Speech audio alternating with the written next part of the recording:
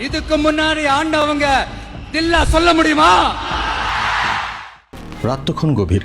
চেন্নাইয়ের রাজনৈতিক করিডোরে এক ধরনের অদ্ভুত নীরবতা।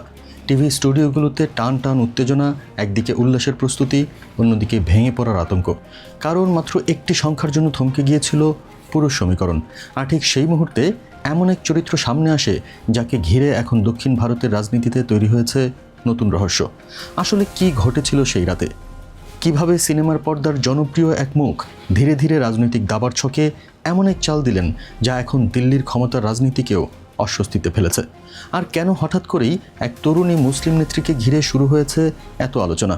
আজকের ভিডিওতে আমরা সেই পুরো ঘটনা তুলে ধরার চেষ্টা করব। ঘটনার শুরুটা ছিল একেবারেই সাধারণ। নির্বাচনের ফল বেরোচ্ছিল ধীরে ধীরে। প্রথমে মনে হচ্ছিল দক্ষিণ ভারতের এই রাজ্যে আবারও জটিল জোটের রাজনীতি দেখা যাবে, কিন্তু ঘণ্টা পেরোতেই পরিস্থিতি বদলাতে শুরু করে। অভিনেতা থেকে রাজনীতিক হওয়া থালাপতি বিজয়ের দল অপ্রত্যাশিতভাবে শক্ত অবস্থানে চলে আসে। মানুষের মধ্যে তখন একটা নতুন কৌতূহল, এটা কি শুধুই জনপ্রিয়তার জোয়ার, নাকি এর পেছনে আরও বড় কোনো রাজনৈতিক পরিকল্পনা আছে?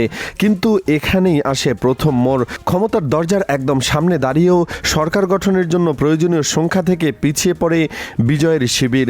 রাজ্যের রাজনৈতিক পর্যবেক্ষকরা তখন বলতে শুরু করেন হয়তো এখানেই থেমে যাবে দক্ষিণ ভারতের এই নতুন রাজনৈতিক পরীক্ষার গল্প।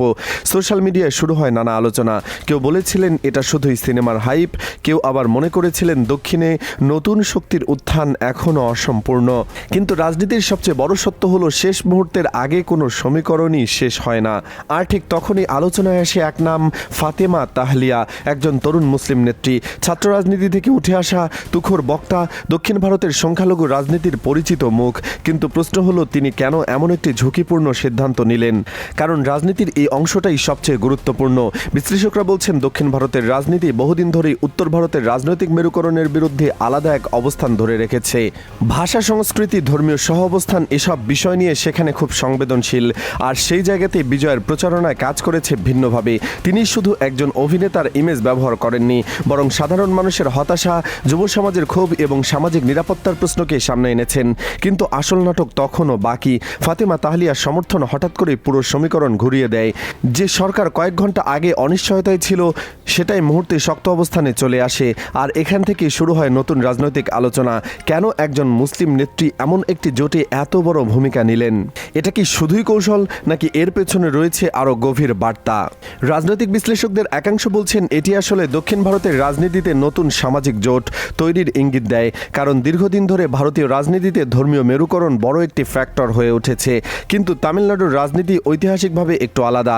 এখানে পরিচয়ের রাজনীতির চেয়ে সামাজিক ন্যায় বিচার এবং আঞ্চলিক পরিচয় বেশি গুরুত্বপূর্ণ।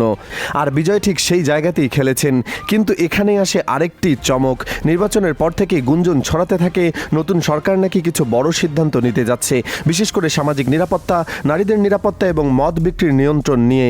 যদিও আনুষ্ঠানিকভাবে সব তথ্য নিশ্চিত হয়নি, কিন্তু এই আলোচনা সাধারণ মানুষের মধ্যে বিশাল আগ্রহ তৈরি করেছে। কারণ তামিলনাড়ুর অর্থনীতিতে সরকারি মদের দোকান দীর্ঘদিন ধরে বড় আয়ের উৎস। সেখানে যদি সত্যি কঠোর নিয়ন্ত্রণ আসে, তাহলে সেটা শুধু প্রশাসনিক সিদ্ধান্ত হবে না, বরং রাজনৈতিক ঝুঁকিও হবে। আর এখানে বিজয়ের সবচেয়ে বড় পরীক্ষা। কারণ ইতিহাস বলে জনপ্রিয়তা দিয়ে ক্ষমতায় আসা সহজ, কিন্তু কঠিন সিদ্ধান্ত নিয়ে সেই জনপ্রিয়তা ধরে রাখা অনেক কঠিন। তবে এই গল্পে আরও একটি গুরুত্বপূর্ণ দিক আছে। বিজয় তার রাজনৈতিক বার্তাগুলো এমনভাবে সাজাচ্ছেন যেখানে তিনি নিজেকে শুধুমাত্র আঞ্চলিক নেতা হিসেবে সীমাবদ্ধ থাকছেন না, বরং ধীরে ধীরে জাতীয় বিকল্প হিসেবে তুলে ধরার চেষ্টা করছেন। আর এখানে দিল্লির রাজনৈতিক মহলে বাড়ছে অস্বস্তি। কারণ দক্ষিণ ভারত দীর্ঘদিন ধরেই জাতীয় রাজনীতিতে কিংমেকার ভূমিকা পালন করছে। কিন্তু এবার যদি কোনো দক্ষিণী নেতা সরাসরি জাতীয় নেতৃত্বের বিকল্প হয়ে ওঠেন, তাহলে পুরো সমীকরণ বদলে যেতে পারে। আরও মজার বিষয় হলো বিজয়ের জনসভাগুলোতে এখন শুধু তার সিনেমার ভক্তরাই আসছে না, আসছে বেকার যুবক, মধ্যবিত্ত পরিবার, নারী ভোটার এবং প্রথমবার ভোট দেওয়া তরুণরা। অর্থাৎ তার সমর্থন এখন আবেগের জায়গা ছাড়িয়ে বাস্তব রাজনৈতিক শক্তিতে রূপ নিতে শুরু করেছে। কিন্তু প্রশ্ন হচ্ছে, এটা কি স্থায়ী হবে, নাকি সময়ের সঙ্গে সঙ্গে এই উন্মাদনা কমে যাবে? ভারতের রাজনীতিতে এর আগে অনেক তারকা এসেছেন, কেউ সফল হয়েছেন, কেউ হারিয়ে গেছেন। কিন্তু বিজয়ের ক্ষেত্রে পার্থক্য হলো তিনি শুধু ব্যক্তিগত জনপ্রিয়তার উপরে দাঁড়িয়ে নেই, তিনি একটা বিকল্প মডেলের কথা বলছেন। এমন একটি মডেল যেখানে ধর্মীয় বিভাজনের বদলে উন্নয়ন, সামাজিক নিরাপত্তা এবং আঞ্চলিক গর্বকে সামনে আনা হচ্ছে। আর এখানে ফাতেমা তাহলিয়ার ভূমিকা আরও গুরুত্বপূর্ণ হয়ে উঠেছে, কারণ তাকে সামনে আনার মাধ্যমে বিজয় এক ধরনের প্রতীকী বার্তা দিয়েছেন।